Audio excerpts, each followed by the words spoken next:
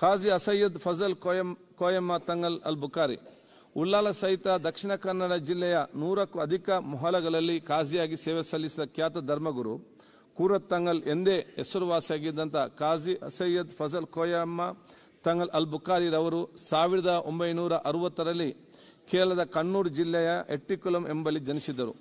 ಶಿಕ್ಷಣ ಮತ್ತು ವೃತ್ತಿ ಜೀವನವನ್ನು ದಕ್ಷಿಣ ಕನ್ನಡ ಜಿಲ್ಲೆಯಲ್ಲಿ ನಡೆಸಿದ ಅವರು ಶೈಕ್ಷಣಿಕ, ಸಾಮಾಜಿಕ ಮತ್ತು ಆಧ್ಯಾತ್ಮಿಕ ಕ್ಷೇತ್ರಗಳಲ್ಲಿ ಗಮನಾರ್ಹ ಸೇವೆ ಸಲ್ಲಿಸಿ ದೇಶ ವಿದೇಶಗಳಲ್ಲಿ ಅಪಾರ ಅಭಿಮಾನಿಗಳು ಹೊಂದಿದ್ದರು.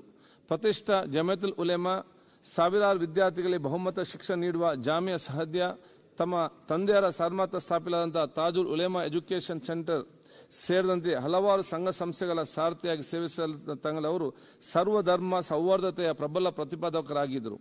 ಜಾತಿ ಮತ ಭೇದವಿಲ್ಲದೆ ಸರ್ವರು ಕೂಡ ಸಮಾನತೆಯಿಂದ ಕಾಣುತ್ತಿದ್ದು ಸೌಹಾರ್ದ ಕೋಮು ಸಾಮರಸ್ಯಕ್ಕಾಗಿ ಸದಾಕಾಲ ದುಡಿದಿದ್ದ ಮತ್ತು ಉಗ್ರವಾದ ಮತ್ತು ಸಮಾಜ ಕಂಟಕ ಶಕ್ತಿಗಳ ವಿರುದ್ಧ ಹೋರಾಡುತ್ತಿದ್ದ ಅವರು ಸರಳ ಜೀವನ ಮತ್ತು ಸಮಾಜ ಸೇವೆಯಿಂದ ಜಾನೂರರಾಗಿದ್ದರು. ಖಾಜಿ ಅಸಯ್ಯದ್ ಫಜಲ್ ಕೋಯಮ್ಮ ತಂಗಲ್ ಅಲ್ ಬುಖಾರಿರವರು ದಿನಾಂಕ 8/7/2024 ನಿರ್ಧಾರ ಹೊಂದಿರುತ್ತಾರೆ. ಬಹುಶಃ ಇತ್ತು ಈಗಾಗಲೇ ನಾನು ಹೇಳಿದ್ದೆ, ಎಲ್ಲ ಬಹುಶಃ ನಮ್ಮ ಸಮಾಜಕ್ಕೆ ಬೇರೆ ಬೇರೆ ವರ್ಗ, ಸಾಮಾಜಿಕ ಇರಲಿ, ಧಾರ್ಮಿಕ ಇರಲಿ, ಶೈಕ್ಷಣಿಕ ಇರಲಿ, ರಾಜಕೀಯ ಕ್ಷೇತ್ರದಲ್ಲಿ ಸೇವೆ ಕೊಟ್ಟ ಹಲವಾರು ಇರುವರು ಇವತ್ತು ನಮ್ಮನ್ನು ಇವತ್ತು ಅಗಲಿದ್ದಾರೆ.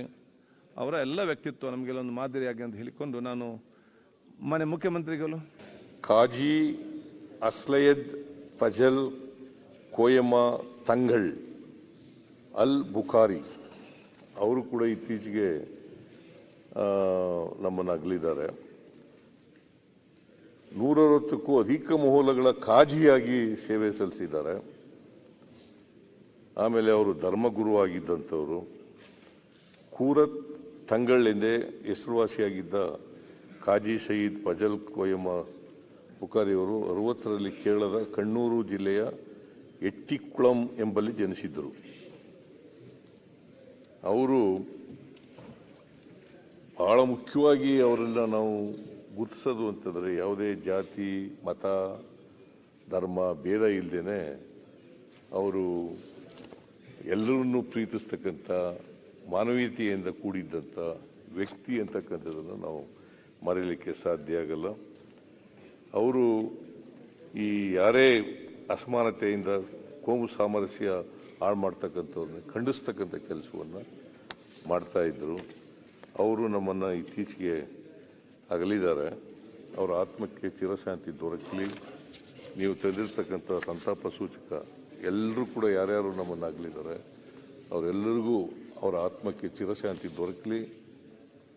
ಮತ್ತು ಅವರ ಕುಟುಂಬದ ವರ್ಗದವ್ರಿಗೆ, ಅವರ ಅನುಯಾಯಿಗಳಿಗೆ, ಅವರ ಸ್ನೇಹಿತರಿಗೆ, ಅವರ ಅಭಿಮಾನಿಗಳಿಗೆ ಅವರ ಸಾವಿನ ದುಃಖವನ್ನು ಭರಿಸ್ತಕ್ಕಂಥ ಶಕ್ತಿ ಕೊಡಲಿ ಅಂತೇಳಿ ಪ್ರಾರ್ಥನೆ ಮಾಡಿ ಈ ನಿರ್ಣಯವನ್ನು ಬೆಂಬಲಿಸಿ ನಾನು ಮಾತು ಮುಗಿಸ್ತೇನೆ.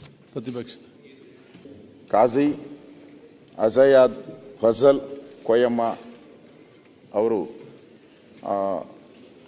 ಸರ್ವಧರ್ಮ ಸೌಹಾರ್ದತೆಯ ಪ್ರಬಲ ಪ್ರತಿಪಾದಕರಾಗಿ ಜಾತಿ ಮತ ಭೇದವಿಲ್ಲದೆ ಸರ್ವರನ್ನು ಸಮಾನತೆಯಿಂದ ಕಾಣುತ್ತಿದ್ದ ಕೋಮು ಸಾಮರಸ್ಯಕ್ಕಾಗಿ ಸದಾಕಾಲ ದುಡಿದಿದ್ದು ಉಗ್ರವಾದ ಮತ್ತು ಸಮಾಜದ ಕಂಟಕ ಶಕ್ತಿಗಳ ವಿರುದ್ಧ ಹೋರಾಡುತ್ತಿದ್ದ ಅವರ ಸರಳ ಜೀವನ ಮತ್ತು ಸಮಾಜ ಸೇವೆ ಜನರಾಗಿದ್ದರು ಅನ್ನೋದು ಕೂಡ ನಾವು ಇವತ್ತು ನೆನಪನ್ನು ನಾವು ಮಾಡ್ಕೊಬೇಕಾಗಿದೆ.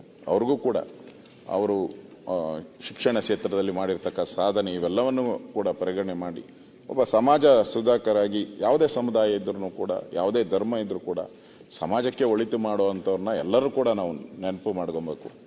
ಇವತ್ತು ಯಾರ್ಯಾರು ತಾವು ತಂದಿದ್ದೀರಾ ಇವತ್ತು ಸಂತಾಪ ಸೂಚನೆಗೆ, ಅವರೆಲ್ಲರಿಗೆ ನಮ್ಮ ಈ ಸದನದ ತಾವು ತಂದಿರುವಂಥ ಸಂತಾಪ ಸೂಚನೆಗೆ ನಂದು ಕೂಡ ಸಹಮತವನ್ನು ವ್ಯಕ್ತ ಮಾಡ್ತಾ ಇದ್ದೀನಿ. ಧನ್ಯವಾದ. ತಮ್ಮ ಕ್ಷೇತ್ರದವರಾದಂಥ ತಂಗಳವರು ಅವರು ಎಲ್ಲ ಧರ್ಮಕ್ಕೂ ಕೂಡ ಒಂದು ಭಾಳ ವಿಶೇಷವಾದಂಥ ವ್ಯಕ್ತಿತ್ವವನ್ನು ಇಟ್ಕೊಂಡು ಇವತ್ತು ಸಮಾಜದ ಅನೇಕ ಕಂಟಗಳಿಗೆ, ಶಕ್ತಿಗಳಿಗೆ ಸಾಮಾಜಿಕವಾಗಿ ಅವ್ರಿಗೆ ಒಂದು ಮಾರ್ಗದರ್ಶನವನ್ನು ಕೊಡ್ತಿದ್ದಂಥ ಒಬ್ಬ ವ್ಯಕ್ತಿ, ಸರಳ ಜೀವ ವ್ಯಕ್ತಿ. ಇವರೆಲ್ಲರ ಆತ್ಮಕ್ಕೆ ಶಾಂತಿ ಸಿಗಲಿ ಅಂತೇಳಿ ಭಗವಂತನಲ್ಲಿ ನಾನು ಪ್ರಾರ್ಥನೆ ಮಾಡ್ತೀನಿ.